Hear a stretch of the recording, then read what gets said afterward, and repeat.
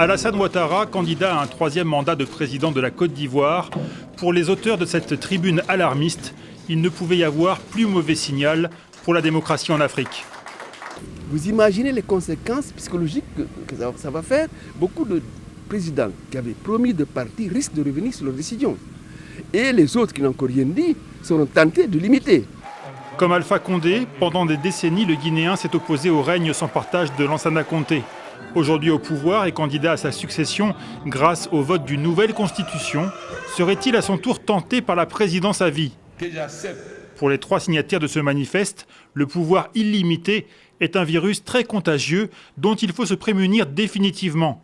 Non à la monopolisation du pouvoir, scande-t-il, à l'image de Paul Biya à la tête du Cameroun depuis 1982, de Teodoro Obiang, président de la Guinée équatoriale depuis 41 ans, ou encore d'Idriss Déby, le président tchadien, qui il y a 3 ans sur TV5 Monde expliquait que s'il était au pouvoir depuis 30 ans, ce n'était pas de gaieté de cœur.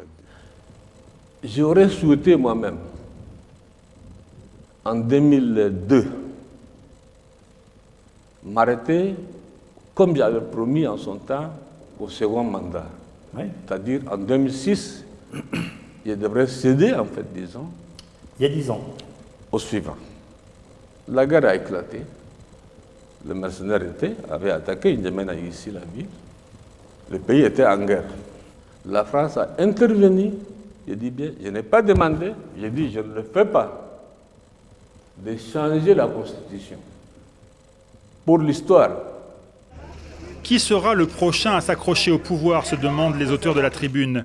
Macky Sall, le président sénégalais, a pourtant promis de respecter ses engagements. Nul ne peut faire plus de 2 mandats consécutifs. Si je suis réélu, j'ai fait mon second mandat de 5 ans. Il n'y a que 7 plus 5. Il faudra partir. Quant à Mahamadou Issoufou, le président nigérien cité lui aussi dans cette tribune, il a assuré qu'il ne modifierait pas la Constitution pour briguer un 3e mandat.